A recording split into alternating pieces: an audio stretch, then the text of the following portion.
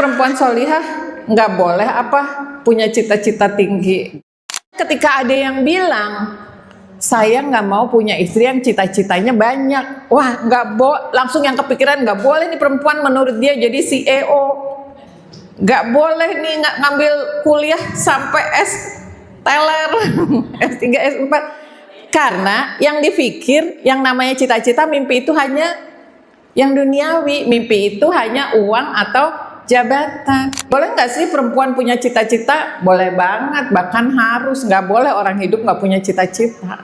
Dengan syaratnya dua, apa yang dicita-citakan tidak bertentangan dengan hukum syara dan bagaimana meraihnya. Di singkatannya nirla. Yang pertama, niatnya untuk ibadah kepada Allah, cita-citanya itu. Kalau kita atau nanti anak kita punya cita-cita yang mengejar dunia, kasihan nanti dia jadi budaknya dunia. Kan niatkan ibadah, niatkan bermanfaat buat orang banyak, niatkan untuk meninggikan kalimat Allah. Jadi Islam tidak pernah mematikan mimpi perempuan. Islam itu hanya memberi bingkai agar mimpi itu membawa para perempuan ini menuju surganya Allah.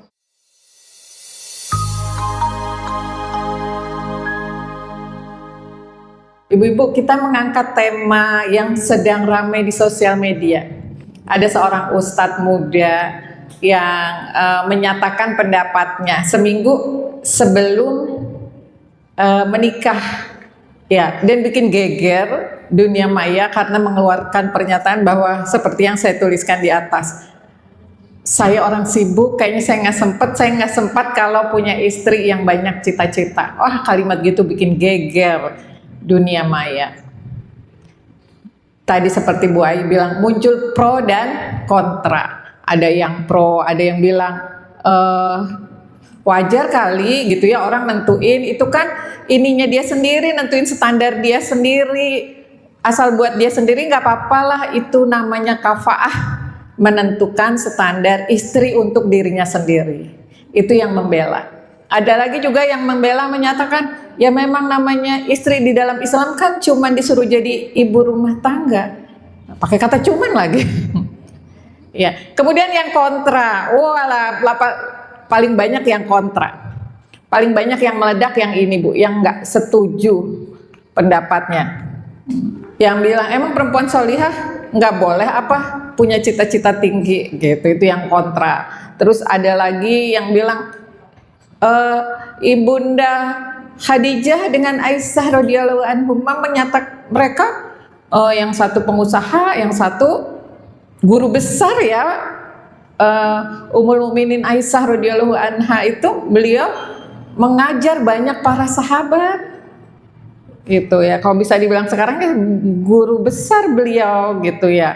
Nah, ada lagi yang bilang itu mah diksinya aja, pilihan katanya aja gitu ya. Sebenarnya sih nggak masalah, tapi kok berasanya songong banget ya gitu. Jadi akhirnya banyak yang komplain.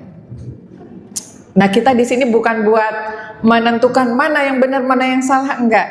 Tapi kita di sini ingin meluruskan pro kontra tentunya dengan sudut pandang Islam. Gitu ya, Bu. Jadi kita memang ini mau melihat dari sudut pandang Islam bagaimana sih gitu. Kenapa sih kita perlu, kan yang datang di sini udah ibu-ibu semua gitu ya. Masa mau nyari suami lagi? Bukan. Tentunya ilmu itu perlu buat kita. Ya, mana yang bisa kita pakai nanti kita pakai, bisa jadi akan jadi ilmu untuk membekali anak-anak kita kelak. Begitu ya ibu-ibu ya. Kenapa kita bahas pro kontra yang sedang rame di sosial media ini. Nah, yang oke, ini sudah harus dekat ke saya, pakai tangan saja sebentar. Nah, kita lihat faktanya kan cuma video 15 detik ya. Harusnya 15 detik itu nggak boleh kita menghukumi sesuatu. Bukan video yang panjang, bukan kajian yang panjang, kita nggak tahu maksudnya apa. Siapa tahu di depannya ada pengantarnya ya, di belakangnya juga ada penjelasannya, kita nggak tahu. Kemudian bagus sih niat awal ta'aruf jadi terbuka gitu ya. Pokoknya diomongin apa adanya daripada nanti di belakang ada yang ditutup-tutupin, yang penting nikah terus jadi kecewa. Itu kan faktanya. Kemudian tadi yang banyak tidak bikin srek bikin tidak srek hati para wanita, para perempuan modern itu kan diksinya. Kesannya kayak tidak punya banyak cita-cita itu kok jadi standar buat istri solihah ya. Itu kan yang faktanya gitu yang membuat orang banyak marah. Nah, dari sini yang mau dibahas apa? Yang mau kita bedah dengan apa nih pro kontra ini? Boleh nggak sih sebenarnya seorang laki-laki itu menetapkan standar buat jadi istrinya? Gitu. Itu kan urusan qoam ya, urusan kepemimpinan suami. Boleh nggak sih suami sebagai pemimpin itu menetapkan standar? Terus yang akan kita bahas juga sebenarnya standar Islam dalam membahas tentang cita-cita perempuan itu yang bagaimana sih? Gitu. Nah, saya juga akan menambahkan tentang bagaimana menyamakan visi suami dan istri. Bisa jadi ibu-ibu yang hadir di sini visinya masih berbeda, atau nanti ada yang mendampingi anak-anaknya ketika mau ta'aruf, apa yang harus dilakukan ketika visinya berbeda, gitu ya. Itu akan saya tambahkan gitu. Tentunya nanti kita juga terakhir akan bahas tentang kenapa sih bisa jadi viral gitu. Kalau saya yang menarik malah itu, kenapa sih kalau ada yang kayak gini nih jadi viral gitu ya. Itu juga menarik untuk kita kupas. Nah, Bu, konsep qawam, konsep kepemimpinan dalam Islam yang ada di surat An-Nisa yang auzubillahi minasyaitonirrajim, ar-rijalu qawwamuna 'alan nisa. Laki-laki itu qawam, pemimpin atas perempuan. Maknanya apa? Maknanya adalah itu leadership, maknanya kepemimpinan, bukan menerjemahkan qawam itu seperti yang bisa jadi memang banyak sih ditemukan gitu ya, laki-laki red flag, kita pakai istilah anak sekarang, laki-laki red flag yang bersembunyi di balik kata qawam ini, memahami qawam itu sebagai penguasa, memahami qawam itu sebagai bos yang harus dituruti secara mutlak. Ini yang salah ya, walaupun sekarang sebagian besar mungkin bisa banyak gitu ya. Biasanya sih kita tahu ada laki-laki yang red flag gini ya karena banyak istri-istri yang curhat di sosial media ya. Kepemimpinan suaminya itu seperti raja, seperti sultan, seperti bos yang mutlak harus diturutin. Bersembunyi di balik kata istri yang taat itu tempatnya di surga. Padahal kalau kita lihat, saya ambilkan saja tafsirnya ya.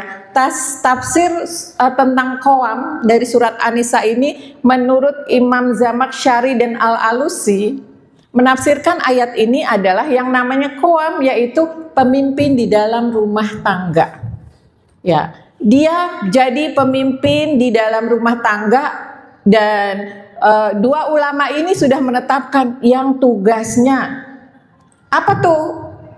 Pemimpin itu tugasnya melaksanakan tanggung jawab dengan sempurna dan berkesinambungan. Jadi dia bertanggung jawab. Tanggung jawab tentang apa nih? Tanggung jawab pemenuhan kebutuhan keluarga.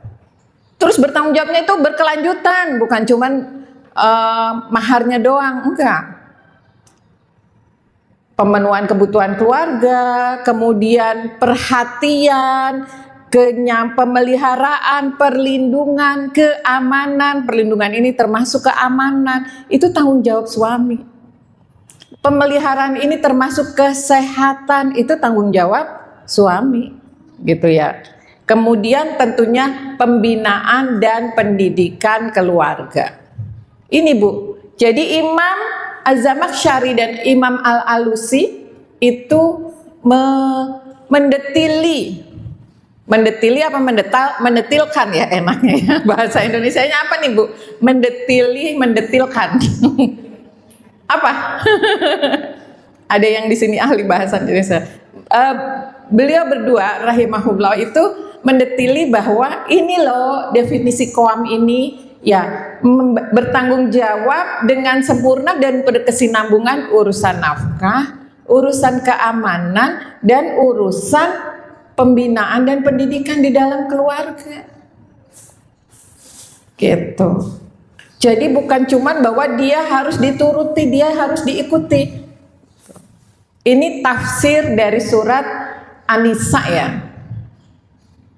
Ar-rijalu qawwamuna 'alan nisa.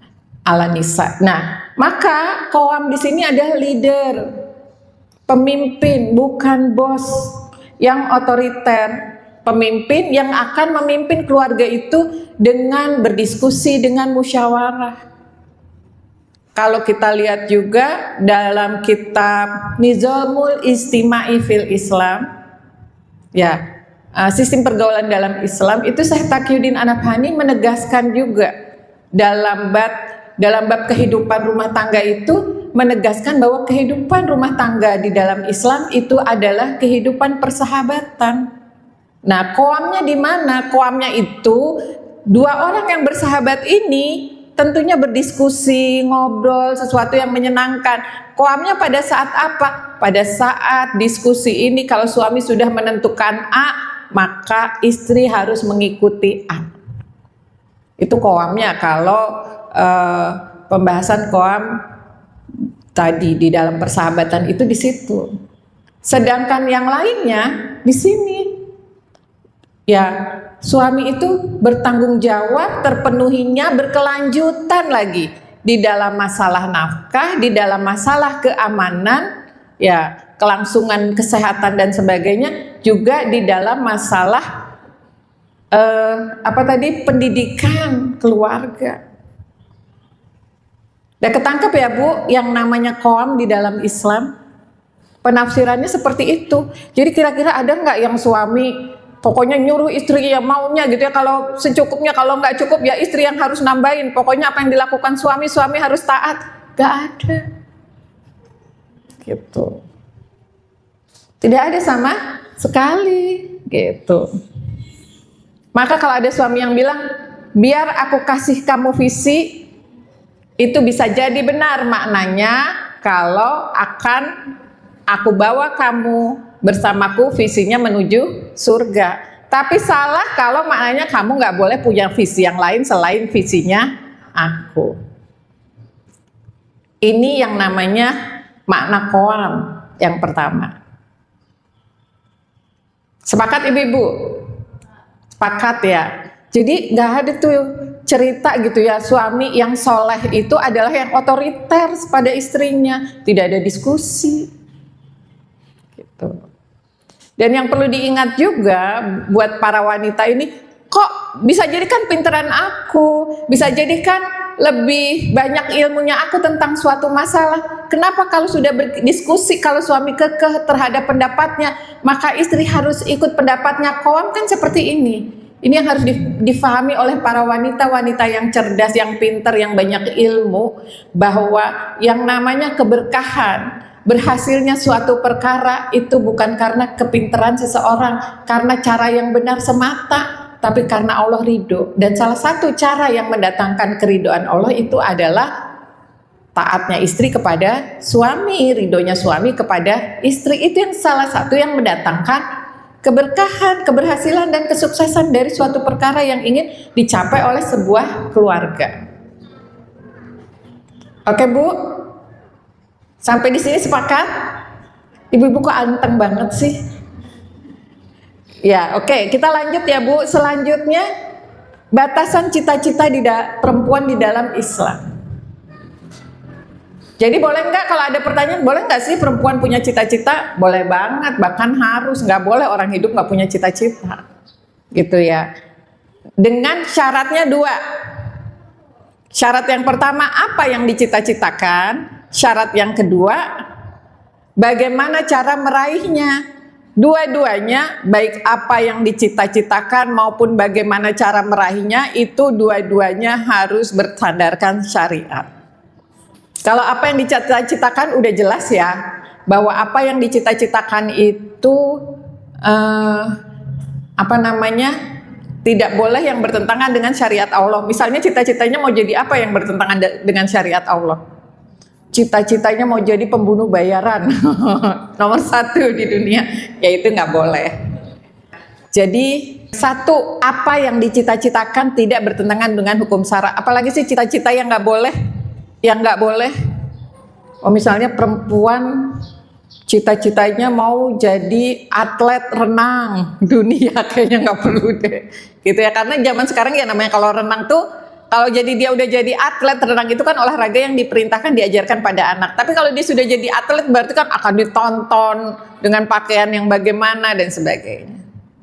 Nah, jadi syarat yang pertama adalah apakah ya cita-cita itu melanggar aturan Allah atau tidak.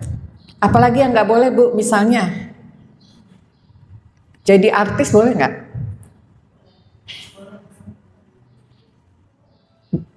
Boleh asal nggak berdua-duaan. Lah kan kalau artis itu pasti coba lihat aja aktivitas artis.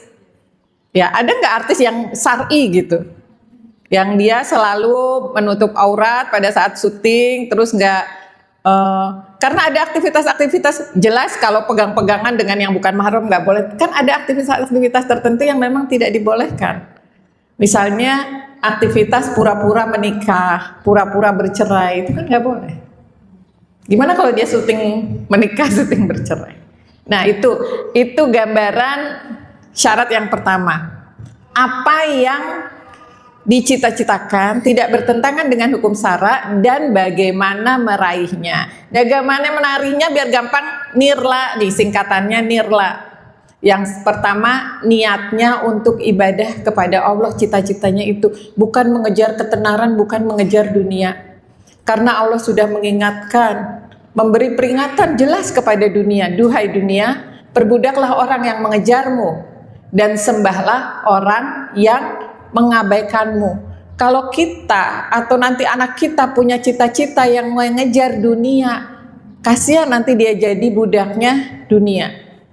Gitu. Maka niatkan ibadah, niatkan bermanfaat buat orang banyak, niatkan untuk meninggikan kalimat Allah.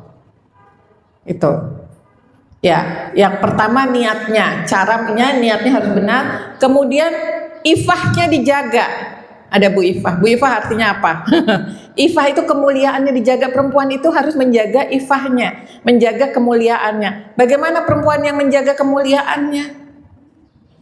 Menjaga adab, tidak tertawa, tidak berpakaian yang mengumbar aurat, kemudian apalagi tidak terjadi khalwat, hanya berduaan saja, memungkinkan tempat kerjanya berduaan saja, tidak terjadi ikhtilat.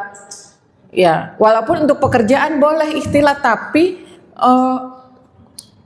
ikhtilatnya di sini adalah ikhtilat di mana sudah membahas selain urusan pekerjaan.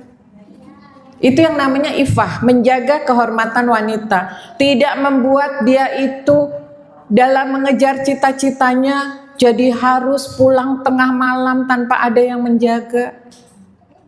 Ya. Itu yang namanya ifah. Kemudian yang ketiga, I-nya lagi adalah izin suami. Kalau sudah menikah maka dalam mencapai cita-cita itu harus mendapat izin suami. Nggak boleh kalau tanpa izin. Kalau suami nggak ridho ya nggak bisa. Kalau sudah menikah. Maka memang bagus sebenarnya membangun visi di depan itu, membahas di depan sebelum pernikahan. Gitu. Yang keempat, laknya itu tidak lalai. Ya, laknya itu lalai. Jadi bukan membuat dia tidak lalai terhadap kewajiban-kewajiban yang sudah Allah tetapkan. Jangan sampai lalai, tidak melaksanakan kewajiban. Misalnya lalai tugas utamanya padahal kan warobatul bait. Nah itu sudah harus dipastikan ketika mengejar cita-cita yang lain sebagai ibu dan sebagai pengatur rumah tangga itu sudah dipastikan bisa berjalan dengan baik. Kemudian yang kedua, apalagi kewajiban wanita itu, dia punya kewajiban pada Allah, ibadahnya bisa terjamin nggak? Ya, kewajiban kepada suami taat, melayani suami dengan baik. Kewajiban menuntut ilmu, Islam punya memerintahkan kewajiban buat berdakwah, buat amal ma'ruf nahi mungkar. Kewajiban-kewajiban itu sudah dijalankan belum? Jangan sampai ketika mengejar cita-cita yang di luar tadi ya, kan kalau yang berita-berita belakangan ini kan Ustadz Kadam ini akhirnya memang sudah menikah seminggu setelah mengeluarkan pernyataan, dan menikahnya memang dengan wanita yang memang visinya adalah menjadi warobatul bait. gitu. Ya kalau visinya itu mah nyambung, berarti tidak ada yang dia lalaikan, enak. Tapi kalau cita-citanya yang lain selain yang kewajiban-kewajiban yang barusan ini, sebagai umur orobatul bait, sebagai istri solihah, sebagai hamba yang harus ibadah, sebagai warga masyarakat yang harus melakukan amar ma'ruf nahi mungkar dan terus menuntut ilmu. Kalau di luar yang itu berarti harus memastikan yang sudah Allah wajibkan ini tidak dia lalaikan. Itu yang syarat yang keempat. Jadi Islam tidak pernah mematikan mimpi perempuan. Saya tulis di sini, Islam itu hanya memberi bingkai agar mimpi itu membawa para perempuan ini menuju surganya Allah, bukan mematikan. Inilah batasan cita-cita yang diperbolehkan dalam Islam. Ya, mau jadi apa aja boleh, tapi pastiin ini nggak kamu tinggalkan. Gitu. Karena wanita-wanita terdahulu, wanita-wanita pada masa Nabi, ada yang ikut ke medan jihad, ada yang ikut jadi tukang masaknya, jadi kesehatan, bahkan ikut mengangkat senjata.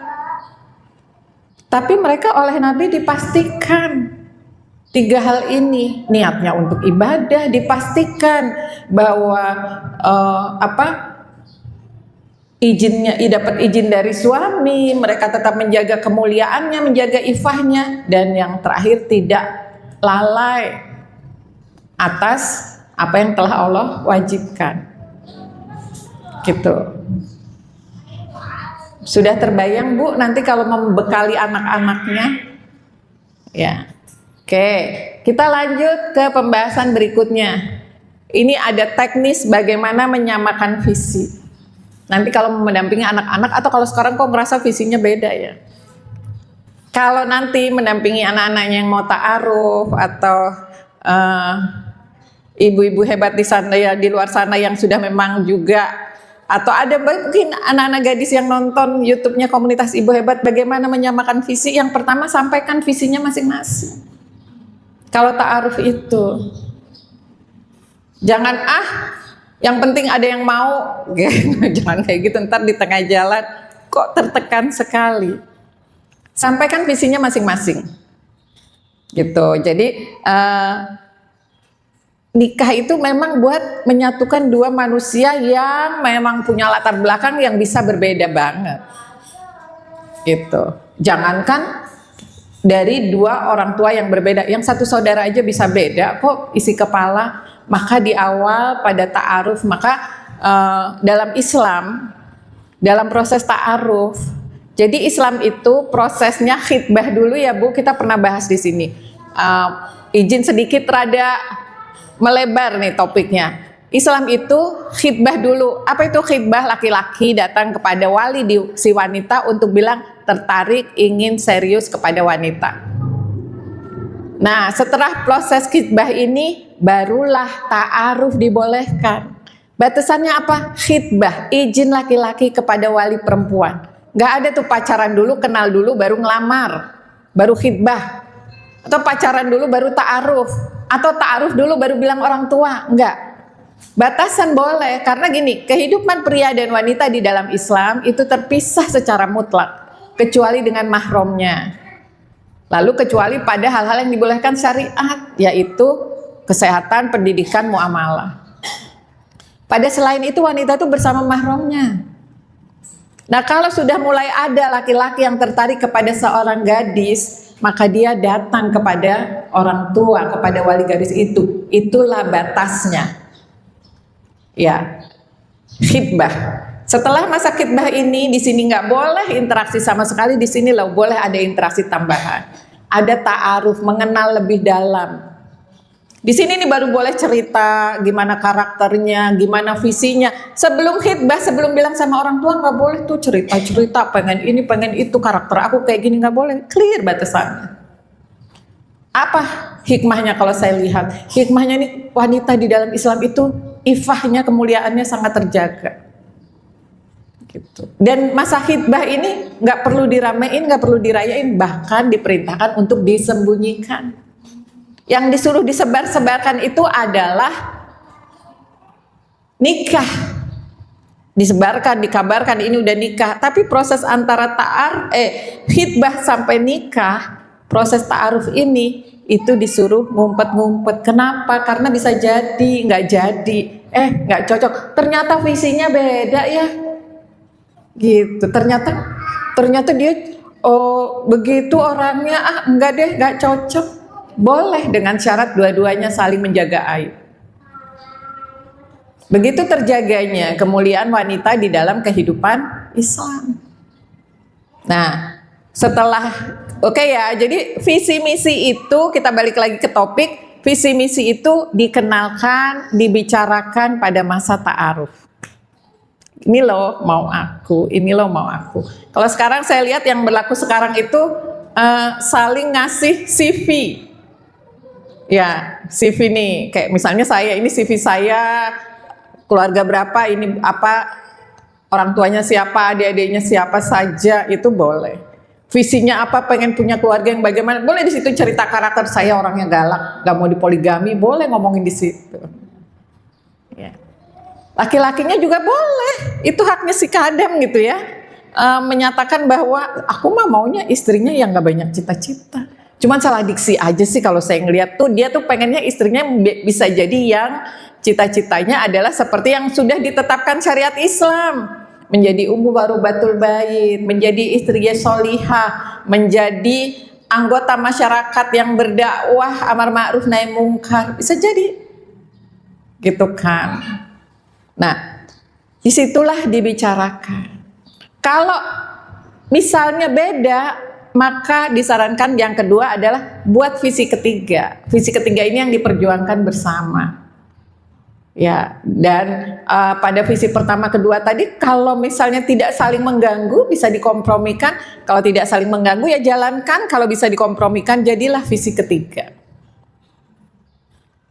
Ya, yang dengan visi kamu dan visi aku tuh bisa disatuin di mananya. Keluarga kayak apa nih, bisa jadi baru aku mau S3, aku mau begini-begini, aku mau gini, aku mau karir sampai kayak gini, bisa jadi visinya begitu tadi. Disatukan, ini semua untuk apa? Gitu. Sangat disarankan ketika membuat visi ini, membuat visi keluarga ini, diutamakan adalah untuk mendapatkan keridhaan Allah. Apapun yang dicapai untuk mencari keridhaan Allah. Nah, kemudian yang ketiga, pakai prinsip sayap, bukan gunting. Artinya sayap itu saling mendukung untuk terbang. Kalau gunting, jangan visi istri menggunting suami atau suami menggunting mimpi istri.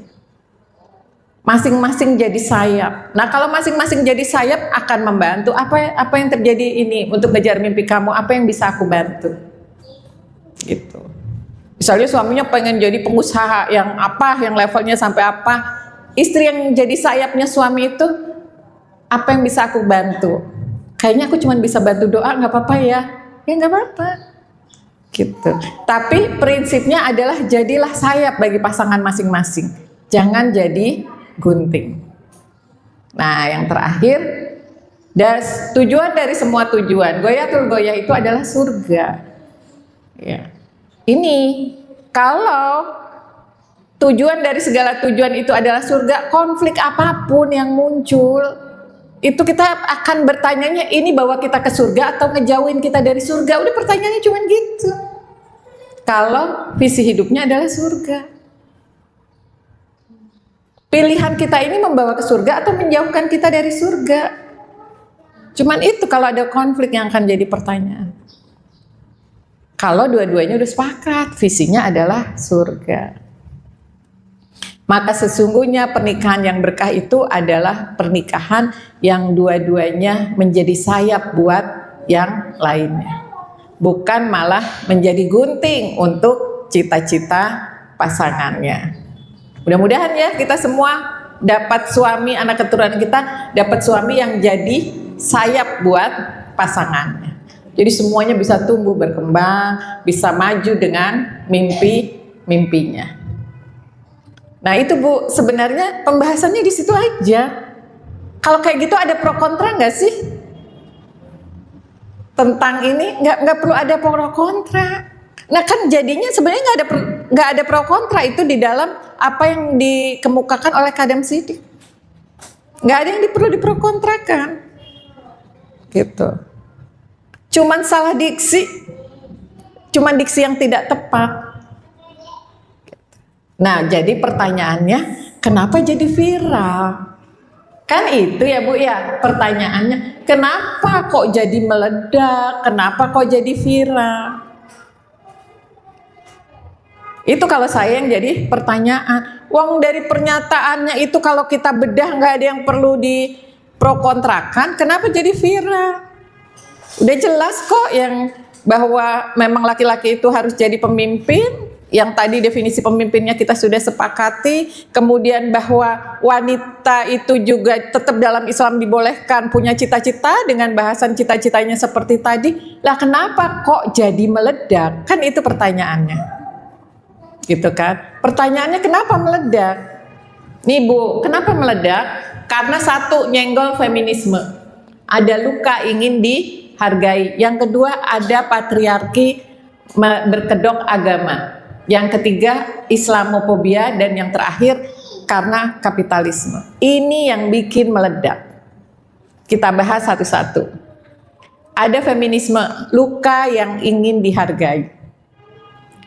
Kan feminisme ini udah benar-benar masuk di kepala kita, di kepala kaum muslimah yang zaman modern ini. Udah kita tuh udah di kepala kita udah sangat tertanam bahwa dengan ide feminisme ini bahwa perempuan itu harus disamakan. Gitu. Kenapa muncul kayak gitu ya? Karena kita tahu sejarah panjang lahirnya feminisme itu adalah bahwa masyarakat barat itu dulu menetapkan perempuan itu sebagai makhluk kelas 2. Bahkan ada juga sebagian masyarakat yang perempuan itu bahwa levelnya, derajatnya di bawah binatang. Karena binatang aja masih bermanfaat, kadang wanita sudah tidak bermanfaat. Gitu, dijadikan barang dagangan. Kalau suami udah bosan bisa dikasihin ke yang lain. Derajat perempuan itu pada masa di barat dulu itu sangat rendah. Dan muncul gerakan feminisme itu di abad sekitar 18-an Bu, mulai tahun 1792 Masehi. Itu protes mereka terhadap revolusi Perancis yang hanya pro laki-laki. Lalu 1837 baru kata feminisme ini dipakai untuk pergerakan perempuan. Di situ mereka minta kesamaan derajat, termasuk kesamaan pendidikan, kesamaan kesempatan kerja, kesamaan untuk mendapat hak di dalam pemilihan dan sebagainya. Pemilihan pemimpin dan sebagainya. Baru di tahun itu dimulainya. Dan itu ide kesetaraan gender, persamaan hak ide ini tuh dimasukkan juga ke perempuan-perempuan lain, termasuk kita perempuan muslim. Kita yang nggak terluka, kita kena luka merasa tidak dihargai. Padahal Islam, ya, nah masifnya itu tadi nih ini ya, itu bikin terluka. Sedangkan Islam Bu, sejak 610 ya, ketika Rasulullah sudah dapat wahyu, itu sudah menghargai perempuan, dikasih hak. Kalian itu semua sama Islam itu, kecuali apanya? Kecuali yang membedakan adalah ketakwaannya, dihargai sebegitunya. Jadi di dalam Islam tuh tidak ada luka ingin dihargai. Tapi kenapa perempuan-perempuan muslim ini ikut terluka tadi? Karena gerakan feminisme ini masih Bu, memasukkan kepala kita itu kita harus sama laki-laki. Padahal kalau muslim yang paham nggak ada. Gitu. Nah makanya kalimat tadi perempuan, saya tidak mau punya istri yang cita-citanya banyak, ini langsung nyenggol ini, luka feminisme, kesenggol, langsunglah meledak. Padahal dalam Islam nih, Khadijah pengusaha nggak pernah dilarang, Aisyah guru besar, dan para sahabat yang lain yang ikut berjihad. Ya Bu ya, ketangkep nih, kenapa meledak? Yang pertama memang nyenggol, luka feminisme, luka karena ingin dihargai. Kemudian trauma patriarki berkedok agama. Udah sering banget kita dengar kalimat-kalimat, perempuan mah di dapur aja, ngapain sekolah tinggi-tinggi, ntar juga ngurusin anak dan sebagainya. Kalau suaminya selingkuh, kayaknya istrinya nih yang nggak bener nih. Kalimat-kalimat semacam ini itu melukai. Ya. Terus dibalik agama, pokoknya yang penting taat sama suami. Karena banyak juga kan laki-laki red flag yang berlindung di balik agama. Ya sudah, akhirnya ketika ada seorang laki-laki berani mengungkapkan pendapatnya pengen istri yang gak banyak cita-cita, ini juga kesenggol ini. Trauma patriarki berkedok agama. Langsung daripada jeder gitu kan ya Bu ya. Padahal kita udah bahas tadi kan definisi qawam, kepemimpinan di dalam Islam. Ingat Bu, kepemimpinan di dalam Islam apa? Tanggung jawab yang berkelanjutan tentang apa Bu? Tentang nafkah, tentang keamanan, dan tentang pendidikan. Itu tanggung jawabnya ayah sebagai qawam. Bukan qawam itu pokoknya istri harus nurut sama suami gitu ya. Tapi berkesinambungan, penanggung jawab yang berkesinambungan tentang nafkah, tentang keamanan keluarga, anggota keluarga, dan tentang pendidikan. Tuh. Ini trauma patriarki yang berkedok agama. Jadi kalau bapak yang benar gitu, itu bukan semata-mata duduk ngatur-ngatur, nyuruh-nyuruh, nggak bisa dibantah. Tidak. Bapak yang benar itu dia punya tanggung jawab. Dan ini banyak. Sayangnya banyaknya juga yang berkedok Islam. Gitu.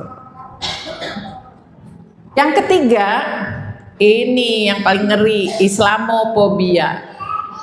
Ibu lihat deh, perhatikan. Ini jebakan. Lihat tuh, Islam memang apa? Menindas perempuan.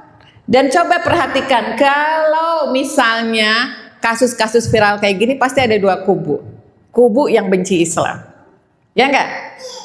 Kubu yang kedua orang Islam sendiri yang minder.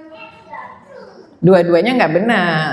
Enggak gitu kok, buru-buru kayaknya membela diri. Enggak gitu kok, Islam itu ramah kok, Islam itu menghargai perempuan kok. Enggak kayak begitu. Ini loh yang namanya Islamophobia. Bisa berasal dari musuh-musuh Islam maupun berasal dari kaum muslimin sendiri yang nggak percaya kepada agamanya sendiri. Ya, maka ya ini dua-duanya nggak benar, dua-duanya jebakan. Jadi saya berharap sih setelah bahas ini jangan sampai ini karena suara-suara itu bikin kita jadi minder sama Islamnya. Enggak, tugas kita adalah belajar Islam yang benar lalu kita sampaikan ke tengah masyarakat supaya Islamophobia ini nggak makin menjadi-jadi. Nggak perlu pakai standar ilmu-ilmu dari lain. Dari 1610 Islam itu sudah menetapkan pria dan wanita itu sama. Barat feminisme baru tahun berapa? 1800-an. Feminisme itu baru 1800-an memperjuangkan kesamaan derajat. Gitu. Selanjutnya karena kapitalisme. Yang namanya kapitalisme yang disebut sebagai mimpi, sebagai cita-cita itu sama dengan uang atau jabatan. Iya Pak, iya? Iya kan? Itulah yang namanya cita-cita, itulah yang namanya visi, namanya mimpi. Makanya ketika ada yang bilang, saya nggak mau punya istri yang cita-citanya banyak. Wah, langsung yang kepikiran nggak boleh nih perempuan menurut dia jadi CEO. Nggak boleh nih ngambil kuliah sampai S teler, S3, S4. Karena yang dipikir, yang namanya cita-cita, mimpi itu hanya yang duniawi, mimpi itu hanya uang atau jabatan. Ya karena memang kapitalisme ini Bu, membuat kita ngukur cinta-cita itu dengan karir, gaji, jabatan, validasi Instagram, banyaknya follower, ya enggak? Itu yang dianggap cita-cita. Jadi yang kalau misalnya kita nih yang udahlah nggak punya follower, followernya di bawah 1.000, nggak punya jabatan, gaji nggak punya, berarti itu orang yang nggak punya cita-cita, dianggapnya oleh kapitalis. Ya, kapitalis ngajarin value, ngajarin yang namanya nilai seseorang itu kalau dia punya gaji berapa, punya punya jabatan apa. Kalau nggak produktivitas secara ekonomi, nggak punya nilai perempuan itu. Termasuk laki-laki. Maka ada pertanyaan kan ya, walaupun sambil ketawa-tawa nanya, kalau laki-laki gajinya di bawah UMR layak ditaati apa enggak? Pertanyaannya gitu, boleh enggak taat? Apakah memang harus taat sama suami yang gajinya di bawah UMR? Akhirnya muncul pertanyaan kayak gitu. Ada Bu, ramai itu videonya. Kan sedih, pakai kerudung loh yang nanya. Ini kan korban kapitalisme yang semua mua dinilai dengan uang, dengan duit. Coba dampaknya, ya termasuk anak-anak kita ngukur kesuksesan juga dengan duit. Padahal Islam, cita-cita itu bukan cuman uang, bukan cuman jabatan, lebih luas dari itu. Itu ya apa? Bukan cuman jadi CEO, bukan cuman pengusaha apa, bukan cuman menjabat apa. Walaupun boleh, tapi yang terpenting KPI-nya, tujuan utama cita-cita itu adalah surga, ridhonya Allah. Mau apapun cita-cita, cita-cita tertinggi ridho Allah ini nggak ada di kapitalis. Maka kalau ada orang yang mau citanya jadi apa? Aku mau jadi ibu, itu nggak dianggap cita-cita itu, karena nggak menghasilkan duit, nggak ada nilai ekonomis. Padahal aku ingin menjadi ibu yang Allah ridho padaku, yang nanti ngedidik anak-anakku jadi anak-anak yang membela Islam yang hebat. Itu lebih mulia sebenarnya. Gitu. Kebayang nggak Bu? Dampak kapitalis wajar. Karena kapitalis itu yang namanya cita-cita, yang namanya mimpi itu adalah uang dan jabatan. Ketika ada yang bilang nggak mau punya istri yang banyak mimpi, udah langsung gak cocok itu para pejuang kapitalis. Gitu.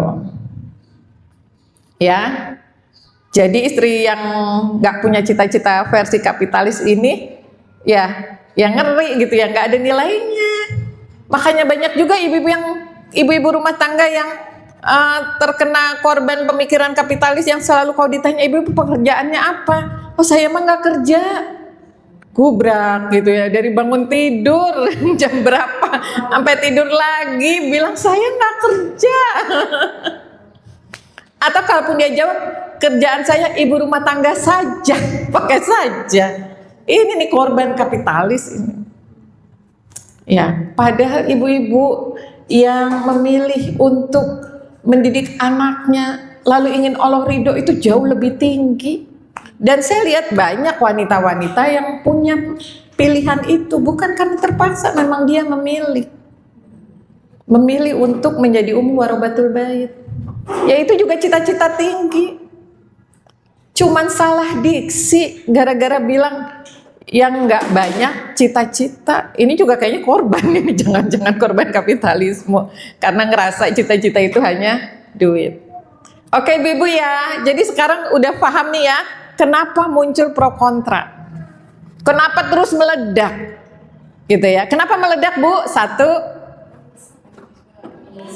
feminisme, luka ingin diakui, padahal Islam mengakui semua orang sama. Yang kedua, trauma patriarki berkedok agama. Yang ketiga, Islamofobia, pasti ada yang nunggangin buat bikin orang takut sama Islam. Dan yang keempat, ya karena memang kapitalis, kita hidup di sistem kapitalis yang standarnya cita-cita itu ya uang dan jabatan.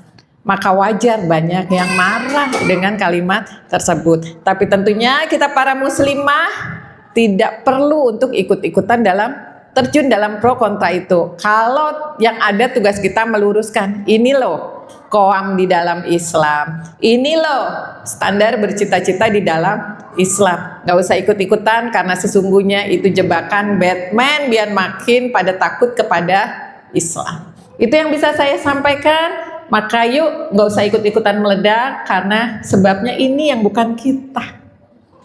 Oke, ya bukan kita ini, bukan muslim banget. Maka yuk jadi istri yang cita-citanya adalah menjadikan rumah tangga sebagai jalan tercepat menuju surga.